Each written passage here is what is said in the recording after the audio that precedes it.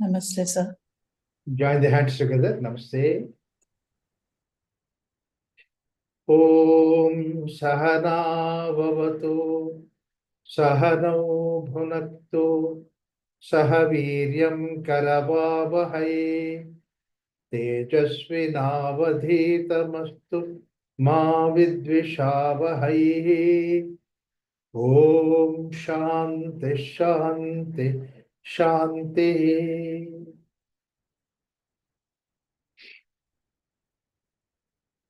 Ever since the time of Sanatana Dharma has been there on this planet Earth, there has always been attacks on this. Some pretext or the other, some way or the other.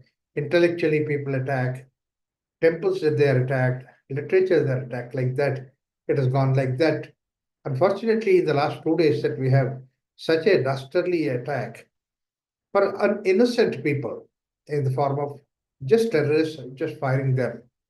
And that is something which was unimaginable, unpardonable. But let us try to contribute in our own way for these departed souls, for the souls who have bravely sacrificed their life, to see that we try to give them by singing this Mahamrityunjaya mantra 3 times. Let us sing together, followed by a minute or two of silence, just remembering their wonderful sacrifice and praying for them for the sadgati that they enter into. We'll try to work on that. So let us join hands together. ॐ त्र्यम्बकं यजामहे सुगन्धिं पुष्टिवर्धनम् सुगन्धिं पुष्टिवर्धनम् उर्वारुकमिव बन्धनात् मृत्योर्मुक्षीयमामृतात् ॐ त्र्यम्बकं यजामहे सुगन्धिं पुष्टिवर्धनम् उर्वारुकमिव बन्धनात् मृत्योर्मुक्षीयमामृतात् ॐ त्र्यम्बकं यजामहे सुगन्धिं पुष्टिवर्धनम् उर्वारुकमिव बन्धनात् मृत्योर्मुक्षीयमामृतात् ॐ शान्ति शान्ति शान्तिः.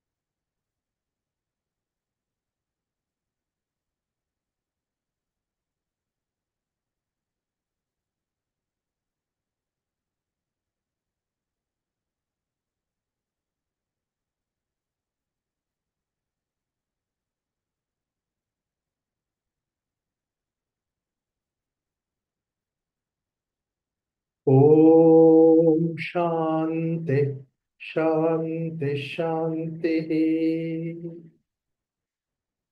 Thank you.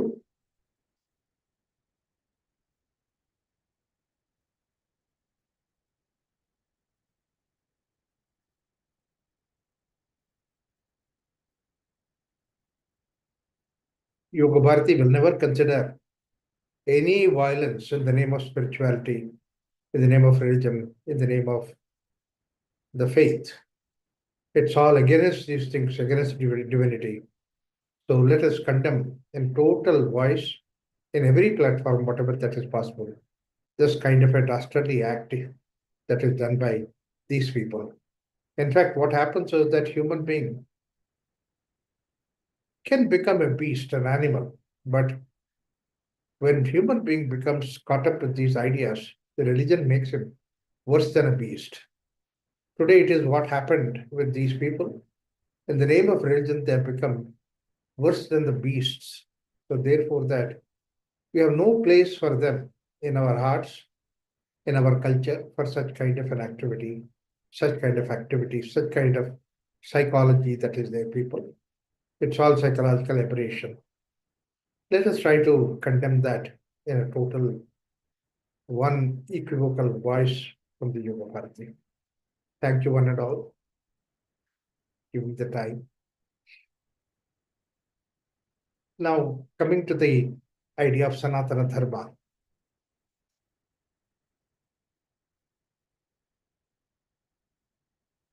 Very important component of Sanatana Dharma is this discipline. And the childhood days in the Brahmacharya ashrama, relentless amount of discipline is trusted on the child. Now, one thing that we need to understand is that this discipline will help you to grow, will help you to develop. Discipline should not become like a arrogance for you. Yeah, you are capable of doing a discipline, that's fine. Somebody else is not capable of doing discipline. Of the rigor that you do it, you should be compassionate to him. On the other hand, it becomes automatically your responsibility to see that that person is taken care of because you are stronger. So this is how the whole society in such a way that we not only grow ourselves in the form of inner Sanyama Shakti, but to see that our Sanyama Shakti is useful to the society outside. We give that society, we give that into the society. When we train these things in the form of the Brahmacharya Ashrama, the student life, at that point of time, he sees that how much the society is in need of this kind of thing. You perceive that. In fact, again and again, that particular aspect of it is given to the student when he is growing up. In fact, the mantras which say that if you can produce a lot of uh, food, prepare it. Annam bhakurvat, kal kuryat. And then what to do? You give it to people. See that needy people, you give it. You serve them. You take care of them. So this way, that whatever that we do is for the sake of people, integrating these people. This is very important aspect of it. And in everything that is there, you have a capacity, you have ability to produce, you have ability to develop all those things. But at the same time, the ability is always commensurate with the responsibility that you give you have the responsibility to take care of others. Like for example, I am an individual that I have higher manifest of consciousness. It is my duty to take care of lower manifested consciousness. It's a very simple idea that, for example, human being is the higher degree of manifested consciousness that I have, whereas the plants are the lower level. And now it is my responsibility to see that when the plant needs to be brought inside, I bring it. When the plant needs to be taken outside, I take it. Same way the dog is there, it's of a lesser possibility than human being. Therefore, if I have a dog, it's my responsibility to take the dog for a walk every day, see that it is provided with the fresh air, and then bring it back. It's unwritten, but it's exactly the way that you have taken the responsibility. Many times I said earlier that the child is given the idea of responsibility, not right. In fact, in this culture, we don't have the word called right at all. The word for the right in all the Indian language we use is hak, and hak comes from Arabic. It doesn't have Sanskrit origin. Sanskrit has given billions of ideas, billions of words, and all that. Could they not give one more word for the right? They could have given. But then that was not the nature. The nature does not have any right. In the nature itself, you can see from A to Z, it all works in the form of responsibility, not on right. No bird says that it is my right. No animal says it is my right. We have these days encroached upon the animal areas, but no animal cries saying that it is my right to be in this place. But it is human beings who encroach with these animals will have to have a responsibility to take care of that. How I can make these animals survive?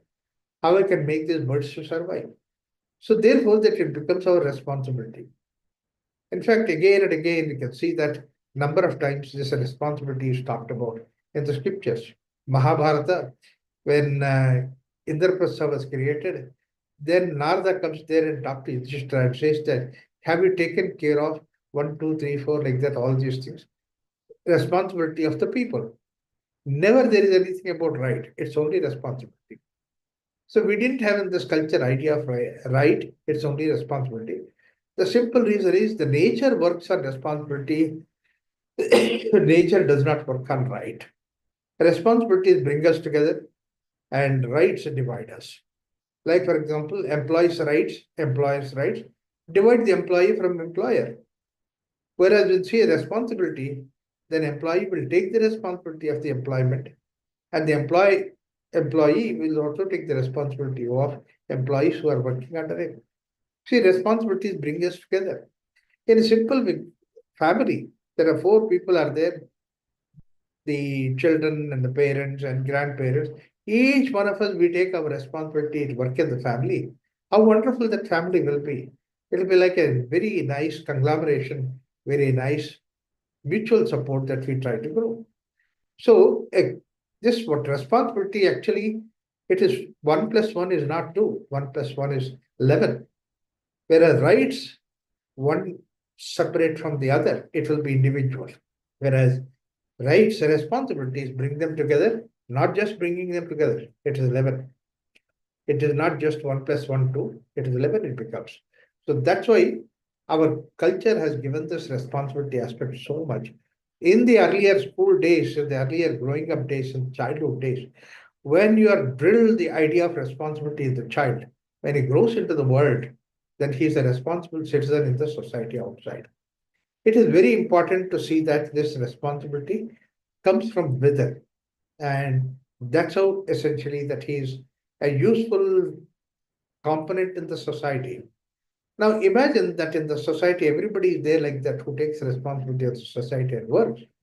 How wonderful that society would be. In fact, such a place where there is responsibility taken by the people, then you don't require somebody to monitor them, somebody to insist on the laws and regulations and all that, because people take it by responsibility. So therefore, while in the beginning when we talked about the dharma, I said dharma works on responsibility. And same thing that I'm telling here, that when once the child is going into the grahastha, he has the idea of responsibility, so that he has a responsible society unit in the society. Another very important aspect that I would like to pay attention is that until that time we were talking about intellectually how these things happen, how much that you have the control, discipline, etc., etc. We talked about all those things. But one thing that we missed all through is the bhavana aspect of it. In fact, Western world completely neglected the bhavana, which they call it as emotions. Somehow I have a very strong objection about that emotions, we call it, because people think that emotions are always negative. Crying and this and that and getting angry, getting harpulations, this is what they identify with the emotions. But whereas we have such wonderful emotion that we have uh, in our experience, and so therefore let us not call it as emotions, we call it as bhavana. We have such a wonderful bhavana right from the child that the child has this bhavana. Like for example, somebody is suffering. You can see the child. Child has the tears in his eyes. Why the child has to feel that? This bhavana is the one that makes him to feel, and always feels that is there a way that I can help? I can go one extra mile away so that I can see that I can help these people. It naturally, spontaneously happens in the case of a child. This bhavana is something which is extraordinary, and that's what binds its society. If this bhavana is not there, only intellect is there. Intellect divides us. Intellect is like having a cell phone. The cell phone, memory, everything works on intellect. Cell phone does not have any bhavana. The phone may be called by your own daughter or your own granddaughter. The cell phone doesn't recognize that. It says that the person is busy, call later or wait. See, that means the same answer for enemy, same answer for family members, same answer for everybody. Because basically, cell phone doesn't have anything like bhavana in that. And the highest of the memory and processing, everything is a cell phone. And that's what is the highest. And human being, when you look at that as the highest, human being is the least of that cell phone. Like, for example, memory is much less than what phone has it. Processing is much more slower than what the phone does it. And the phone does not have any ego, whereas you have the ahankara, ego is there. So when you look at that, your inferior cell phone, inferior mobile phone, if you stop at the level of intellect. But what is the most important thing about the human being is this bhavana. And this bhavana aspect, modern society has completely ignored it. And not only they have not ignored, but they also have made it a negative way. I've read several articles, several people saying that it is the emotions, which they call it as emotions, the bhavana, that spoils your performance, it brings down your performance. Don't be emotional. They directly condemn that emotions. There is no question of even saying a small little thing like, let us consider the emotions some little bit, that is also not there. They only have negative about emotions. Indian philosophy eloquently talked about his emotions. And emotions is the one, or that is what bhavana builds up a relationship. In fact, when the bhavana is not there, there is no relationship. Like, for example, without the bhavana, parents are parents, children are children. Wife is wife, husband is wife, husband is husband. There is no connection between them. They are like different phone numbers in the mobile phone. That's all. There is no otherwise connection at all. Whereas in the real life, it is not like that. Children are somebody extraordinary. Parents are extraordinary. Particularly, a child has some disability. The parents love the child much more. They want to give much more to the child. So that means this bhavana is something which is so very important in our life. And that bhavana is something which is basically the way that this whole society is built on that. And our culture has given such an extraordinary, wonderful bhavana, important for these bhavana that we have. Other cultures don't have so much because they're busy in the world outside. Whereas, however much that they are busy in the world outside, we always have bhavana, very important.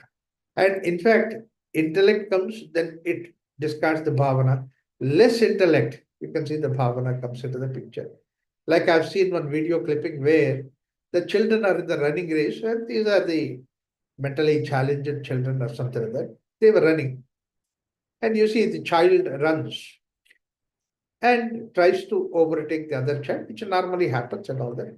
One child fell down because he could not cope up with the whole thing that he fell down and cried.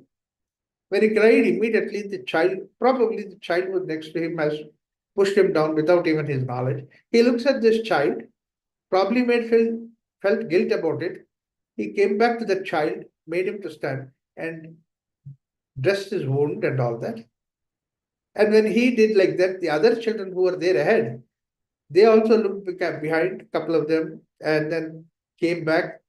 Others who continued to go, they also looked at, when these children are there, they also came back. Now, finally, all the children together, the hands tucked with each other, they went to the final line. It's not that nobody is nobody is first, nobody is second. This is the kind of bhavana that we have. And that happens to the children who are physically, who are mentally disturbed or challenged. You can see that it naturally comes into them. So, where the intellect is not there, we have emotions and we have this bhavana, and bhavana is very strong. Intellect is the one which denies this bhavana. Unfortunately, the bhavana, we use it as emotions, but I'm not happy with the word called emotions. We have such a beautiful explanation about this bhavana. One bhavana that we all have is what is called as love. And that love itself manifests in various forms.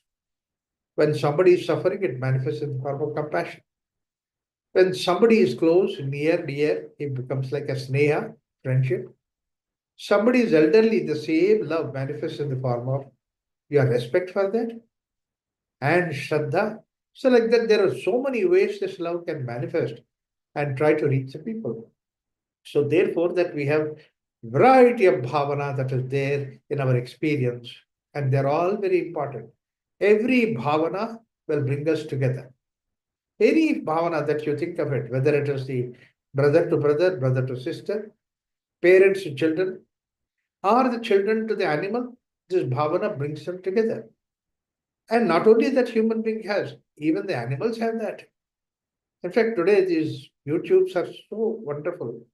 There are several YouTubes showing that how much the children love you, the animals love you. They have that bhavana. Where is the intellect? There is nothing intellect at all. But then, in spite of it, bhavana is there with them. And that bhavana is touching your heart. We have totally neglected our heart. Whereas really that heart is very important. Heart brings about this various relationship. Now that is where basically our Sanatana Dharma has all these Puranas. Look at this grand spectrum of Puranas that we have. The spectrum of Puranas have people related to each other. Like Ganesha is there, his brother is Kartikeya. And then their parents are Shiva and Parvati. Look at them, they have such a wonderful life together. And then they are, like for example, simple human being level competition. So Ganesha and Kartikeya, they are in a competition saying that who will go around the earth fast. And you can see what happens is Ganesha is always on a mouse, and he himself is fat and the mouse is so slow. And then Kartikeya is on the big bird and they go around the world so fast. So immediately he agreed that okay, let's go. And then wherever he goes, then he sees Ganesha. I mean, the idea is that whenever they go around the world, he goes to various temples to pay his respect to show that he reached that place. So he goes to Srirangam to pay his respect, and Srirangam he found Ganesha is already there. Arey, how this man came so early? Then from there he went to Kanyakumari. He found that Ganesha standing there. He was again surprised how this man came with his big fat tummy and also with the mouse riding on the mouse. How could he come? So like that went around the whole place. Then he went to Kashi. He went to Himalayas. There also he found that Ganesha was there in front. It really puzzled him. And then finally he came back to the mother. And when he came back to the mother, Ganesha is already there with the mother. He said, I'm just surprised, shocked to find out. This man was there everywhere, wherever. How it happened? Then Parvati smiles and says that he's intelligent. He is not just physical brute kind of an activity. You are brutish, that means that you rushed in place to place. He's intelligent. And the intelligence shows that when you respect your parents' mother, then you will see mother everywhere in every place.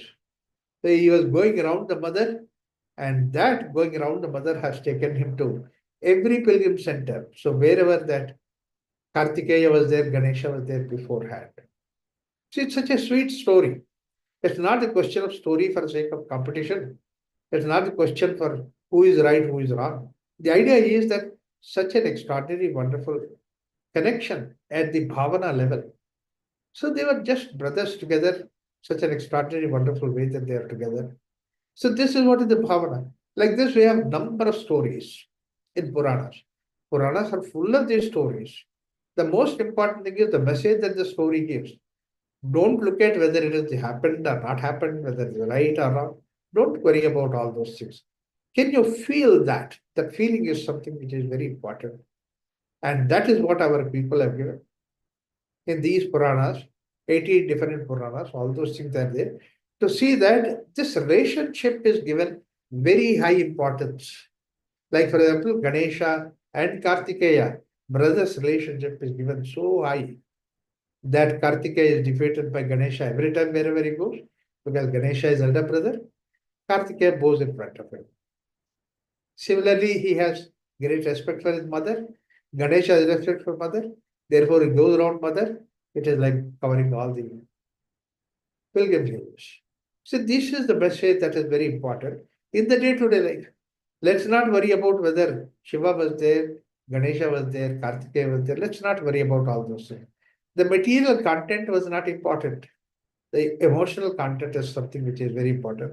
Or the bhavana it can create is something which is very important. Bhavana stays in our heart. Bhavana is the one which now you can translate into your day-to-day life also. It's not only in the Purans that you see the bhavana, the same bhavana you can bring it in your day-to-day life. That's an extraordinary thing. So that is the reason why we have all these Puranas, 18 different Puranas, and different stories that are there. Such extraordinary stories that are there in this culture, which has been there for the last 10,000 years. And people wanted to add a few things, fine, you can always add. So therefore, what happens is that in this Puranas, there are two aspects. One is called as Satya and the other is Tatya. We try to look at what is Satya. Really it happened? Really it can do like that? Really Ganesh can go on mouse? This is what is Satya we are looking at. He said, don't look at Satya. Tatya is important. Tatya means basically that imagine that Ganesha is carried by the mouse, and the Tatya is that aspect of it is something which really gives us a message that they really respect him. He is elder to Kartikeya. So, like that, these are all various things we have. Unfortunately, what happened, the West, intellect is the one which gives about the Satya, whereas emotions will take us towards Tatya. Emotions, you feel it. In fact, is it not so the emotion which is important? Like, for example, when the child is born, the mother will not carry a DNA certificate that you are my child. Absolutely absurd. And today's world, it is like that. Whereas you, the feeling, that's what is important. You are my mother. That's something which is extraordinary. You are my father. That's something which is extraordinary. You are my brother. These are all the things which are very important. So that's why in our culture that we have so many relationships, so many people are there. There's an extraordinary, wonderful advantage of this relationship. And this relationship is actually similar to what is taught, what is there in the Puranas. That's why Puranas are very, very important. Don't look at Puranas whether they happened or not. Don't look at Puranas whether this can be done like this or not, that way. Let's not look at all those things. What is the message that Purana communicates to us? The message that Purana communicates is this one, that you can feel the person's presence in your heart. Then what happens? The feeling that you have will carry on with you even after you left that place, you left that situation. Like how many people they have this lingering effect of these relationships going on in their mind, in their heart. Days together it will be there. It's not just I heard about it, but I forgot about it. I left it once I finished the hearing. No, it stays in our mind. And I see that this is something which is extraordinary way that we people have, our Indian culture has worked on this Puranas, connected with that various program that was there. Like for example, my mother was such an innocent lady, very innocent. She didn't know anything outside our house. But that was nice. She used to manage our life very nice. In her innocence, for her, Ganesha come to her house for Ganesha festival is like her own elder brother, son coming to the house. She always used to tell Ganesha is my first son. We always used to tease my mother saying that, look, we are all there and you look for that fellow. He doesn't even know. No, don't say that he comes. And then Ganesha festival, we have to go and bring that Ganesha. At the moment you bring to the Ganesha, bring home that Ganesha. Oh, look at the way that she works with that Ganesha as if a guest comes to the house. And then her whole attention on that Ganesha. Wash his feet, give him this thing, give him food, give him clothes, make him rest, because just now he came. All that is around him. 3 days she used to be there, and 3 days she was so very happy taking care of him. After the third day, then we have to send Ganesha away. And then we had a well in our house, and then we put the Ganesha in the well. It was so ceremoniously we put it in the well that my mother always used to say that when we lower the bucket into the well, she says, make it in such a way, don't hit anything on the way. Smoothly it has to happen. There should not be any agitation because Ganesha should not be hurt. He's so small. And she would convince us that this is the way it has to be done. So we take such a care to see that Ganesha is brought down into the well and then empty the bucket. And we bring out that bucket. Once we bring out that bucket, then around the well we used to sit down, have a nice, wonderful food. And that is what's supposed to be Vanabhojana. When Ganesha is gone, then we sit down and have some, coconut rice and also the yogurt rice. We used to have it.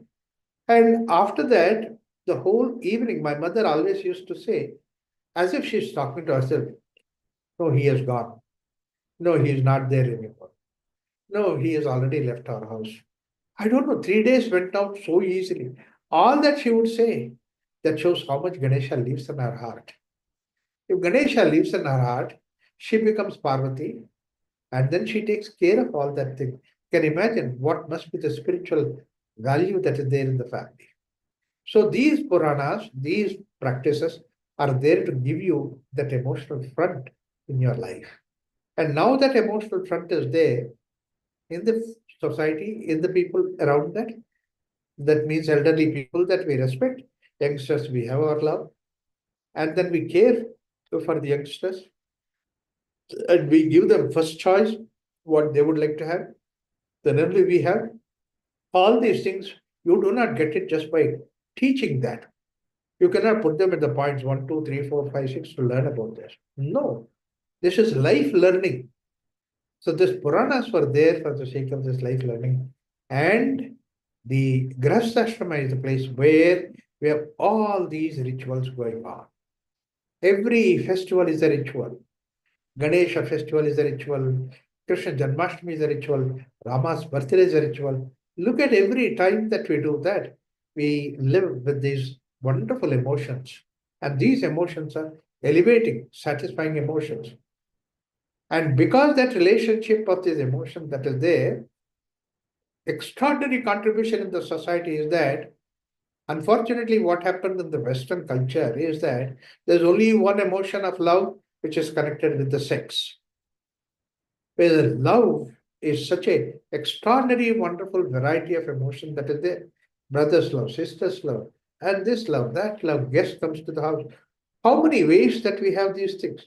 And all that is provided in this particular Shastras, Puranas are there, and we live them during the festival time, during this time when we are in the Grahastha period. Brother is a brother, sister is a sister, sister to brother connection. So we have evolved so many festivals connected with this kind of a thing. Look at the simple idea that we have such a beautiful idea that is there, and which is supposed to be this, Raksha Bandhan. It's such a simple thing, like, you tie the thread around your sister's hand and then say that, sister tries to the brother, and brother gives an assurance, I'll take care of you for the lifetime. See, now where is the question of any other feeling when this kind of feeling is there? Come what may, that he will see that his sister is taken care of. Whatever that she requires is given to her. Unfortunately, what happened is today we don't understand these rituals and these festivals and all that. Therefore, we are not translating him to the real life. But we are supposed to do that. That's what is Grahasthashrama. Grahasthashrama will give us the idea to see that how we can build a variety of relationship that is there. Unfortunately, today, love means only between two opposite sex, and love is always looked upon with suspicion. Two people are together, it looked at suspicion. Why all these things have happened? Because basically that we have lost the touch with our Sanatana Dharma, which is an extraordinary, wonderful component in that. Brothers, sisters, and all those things. When I was talking in China, I said, you have variety of love, relationship that you have, brothers love, sisters love, fathers love, mothers love. How many different varieties of love you have grown up? In fact, that's why somebody said, in the other places, the child grows up with the vitamin and minerals. In India, child grows by varieties of love. When I was telling this in China, my translator, Chinese girl, said that Raghuramji, what you say, they don't understand. What do you mean by that? In China, there is one child per family. So therefore, the child does not have any brother or sister. Brother or sister is not there. They know uncle or aunt or anything like that. Absolutely isolated that person is. I felt shocked when I heard that. I thought that one child per family is a rule for reducing the population that they're given. But it will have such a repercussion on the social relationship that we have. So therefore, basically, Grihasthashrama is someplace where a richness of abundance of richness of this relationship is given to you. Such a wonderful way that it is given. Life is rich with all these things, full of people around that. You are connected with that. And this connected with the people in such a way, it is not any like a burden or a parasite. It is something that you nurture. This aspect of nurturing, we unfortunately we lost it. That's why a person comes closer to us, immediately we start feeling that what is that person becomes parasite on me. Can I really bear with that person? See, all these doubts come up because basically material wealth and then my time, my way of life, all these things come important rather than the relationship that we have.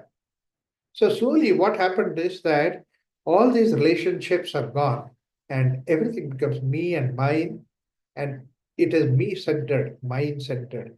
This is what the life has become. Such a way that this life has become such an unfortunate thing that is there that the parents, the mother used to come to my classes for yoga class and I was in Chamarajpet. And then when she comes to the yoga class, she would bring a big uh, steel vessel with all the laddu sweets in that. And she would bring it to the class. I was just wondering that maybe she'll distribute in the class. She'll bring it in the class, she'll keep it by the side, she will do the yoga. Afterwards, she will take that box and go back home. One day I saw it, second day I saw it, and third day I could not control my curiosity. I asked her, you bring every day, I thought that you will give it to the people. No, no, no. It's not given to the people, I bring it. If I leave this sweet box at home and come for yoga class, my husband will look for this sweet box and empties it. I want the sweets to go to my children. That's why I bring it here and take it back and give it to the children. How unfortunately that we become selfish. This is because that we have left our own culture, our own values that were there in the culture. That's why it happened like that. A parallel incident I will tell you in Japan, in Germany, where they don't know about Sanatana Dharma. But there I was staying with one medical doctor, lady, his girl. And then when I was there with her that time, uh, there was Mother's Day celebration came. And the mother said to the child, because others are coming, so you also come to our house, we do mother celebration. She said, I can't come because that I have a guest from India, Raghuram is there. I can't come. Bring your guest also, that he is also part of our Mother's Day celebration. She took the phone, called me. I said, okay, I'll come. Then she asked, what is that you like? So naturally, there is a herb in Germany, which I like it very much, ruaba. I said that this ruaba, I like it. So she said, okay, I'll make a cake out of ruaba. That's fine. Then I went there, everybody was there. She, my friend, her sister is there, brother is there, everybody was there. We all enjoyed. And the cake was there. And myself and mother were the special guest because mother is Mother's Day and I was the guest. So we cut the cake. After cutting the cake, I told her that, do you have egg in that?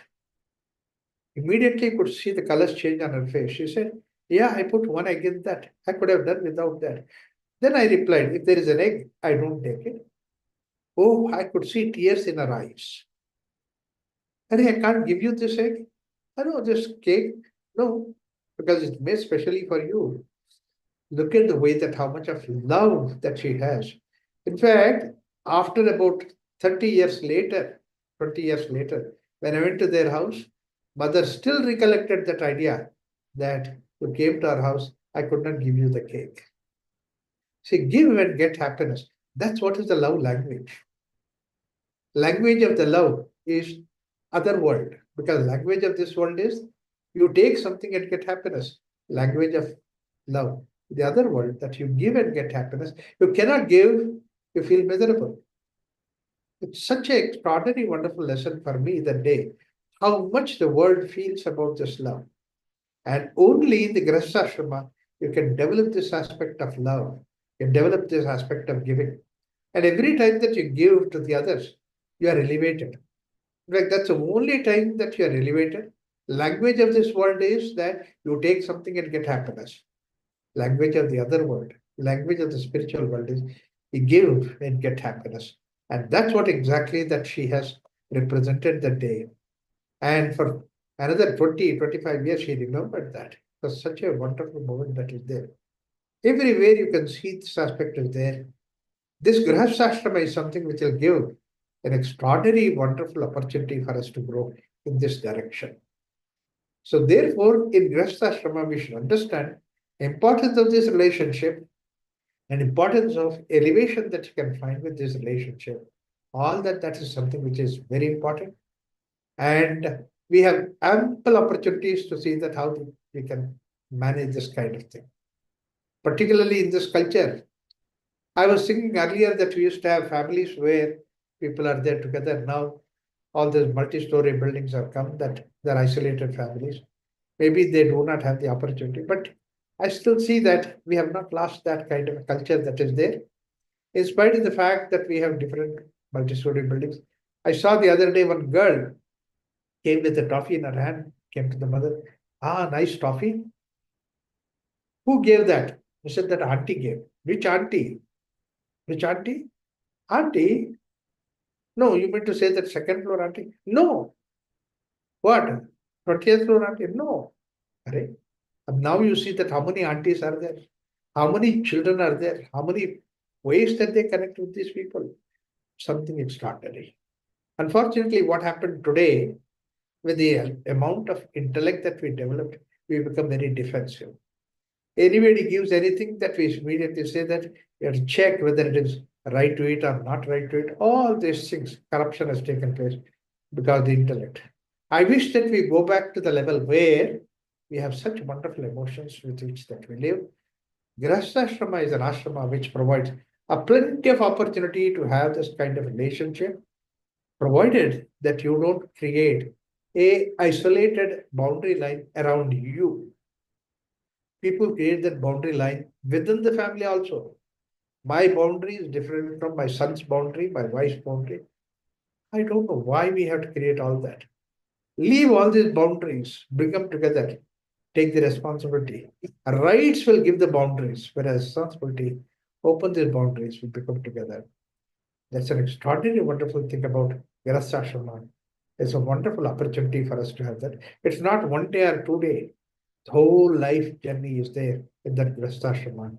That's why I said that in Grihastha, when you really understand it, it's actually the platform for you for a spiritual growth of you in that Grihastha. Unfortunately, today that we have not understanding about the Grihastha, but let me give you various aspects of this Grihastha, how we can develop this and how we can really apply these things in our day-to-day life to see that we grow. And Grihastha is an ashram where we graduate into Vanaprastha. Now, what is that? What we graduate into the Vanaprastha? What are the responsibilities? What are the ideas that are there in the Grihastha? We'll go more details of that when we look into various scriptural understanding about these things. As we go ahead, the next classes, I'll bring about this aspect of it, how we can grow in the case of Grasthashrama. Another very important aspect is that the rituals that are there in the Grasthashrama is very important to see that we bind them. But please understand, rituals are not rigid. Rituals are for you to elevate. It's not rigid. How it is not rigid, how it can help us to elevate. We'll see that in the future classes, how we can develop these things. I'll go into the details of Grasthashrama when we develop that. Thank you so much. I'll stop it here. Om Shanti Shanti Shanti.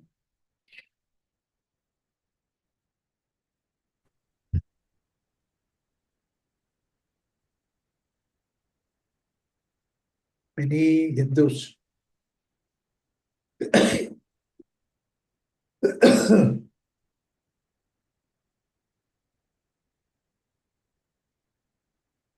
If anyone has any doubt, you can ask. Yeah, somebody put that. I can't read it. Can you read it for me? Yes, sir. Yeah. Many Hindus are enraged. Okay, so this is okay. Many Hindus are enraged and telling the government to declare India as Hindu state. Does that help? Will it not create partition days again? We are angry, but how should we act? What should be our bhavana? You know, we are Hindus. Let us try to become Hindus. That's why the chief of RSS, Golwalkar, Guruji, Dr. Ji, he said that, is it RSS started for Muslims? He said, no, it should convert Hindus into Hindus. We live our life. When we live our life, then nobody can touch us. We should have that confidence in ourselves. We don't want to depend on the government to declare this and all that. We don't have to do that. Particularly today, we have such an extraordinary, wonderful development of our conscience about the Hindus that is there. Look at the way the the incident that happened 2 days back. The whole 140 billion people that they are engaged. So that means there is such a wonderful feeling that is there. Will definitely make it possible. We can do that. You don't have to worry any government aspect. Let us become Hindus ourselves. Sanathana Dharmas. And what is the other thing we see? We see isolation of people in homes. Is it because bhavana is missing? Yes, that is very, very important. We have not recognized the importance of this bhavana because the Western culture has put down this bhavana. Western culture said that emotions are detrimental to your intellect. Intellect is a separate work. Emotion is a separate role to play. We have unnecessarily messed up with these things. I've heard number of talks where the Western people have given the talk saying that emotions, we should curb the emotions, we should not, we should remove the emotions, all that they said. They don't understand what emotions are. Yeah, Raghuramji, I have a question. Yeah.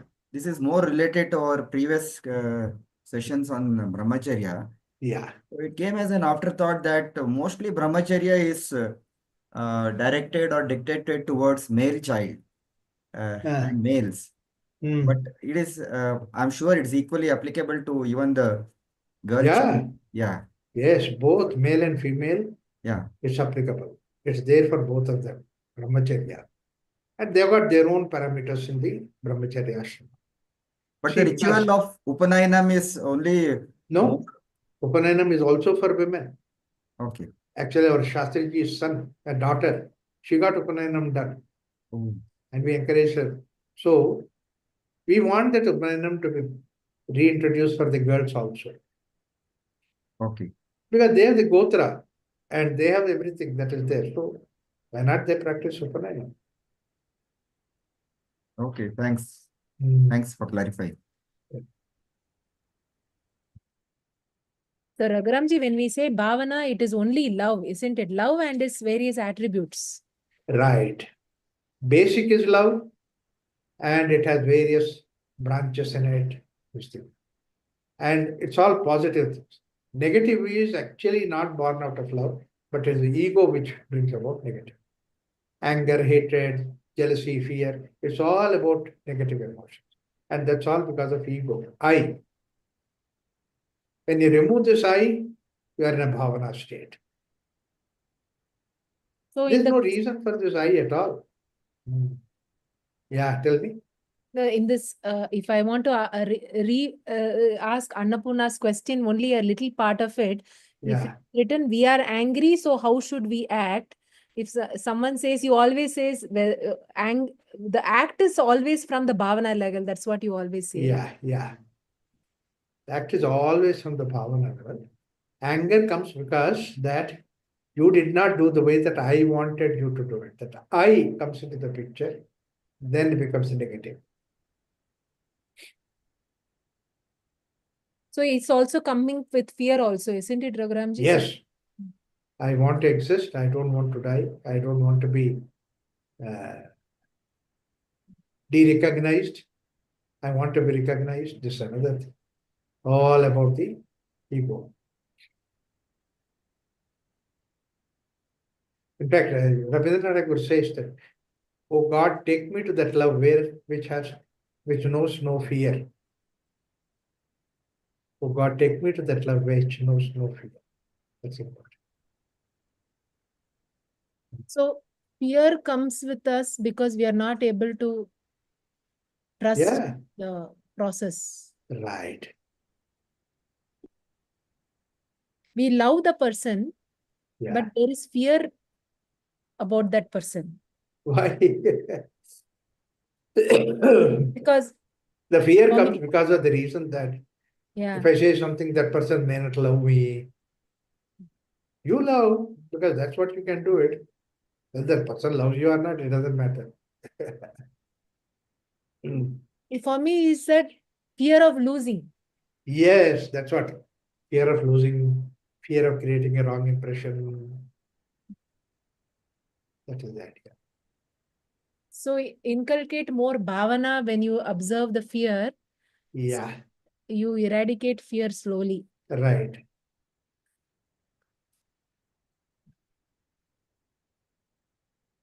Sir, one of the Mukund's question Yeah, about women's brahmacharya, I was told that in the Hindu marriages, yeah. before the Mangala Sutra Dharana, Hmm. a dharma is tied around the bride's waist. Yeah. That is symbolic of Upanayinam to that girl, which has not been done earlier. Hmm. No, actually, that later on it became like this. But otherwise, normally, like the way that we have this Yeah. Geneva, same thing women also would have it. That's what in the case of Veerashaiva, Yeah. they put that Janivara and then put Linga Shivalinga, Linga Dharana for that. Yeah.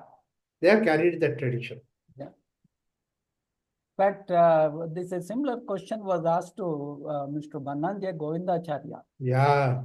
And then somebody asked, why not we start performing Upanayinam to the girls? And he said in a very lighter way, right now we are doing Upanayinam to the boys, and they are not performing the the rituals which is supposed to be done by brahmacharya. So these people are already stopped doing it, but let us not bring it back. If the women start doing it, then men will love to do it. Yeah, I know. I know. Yeah. Okay. Thank you, everybody. Thank you, sir. Thanks, everybody. Thanks, Prabhaji.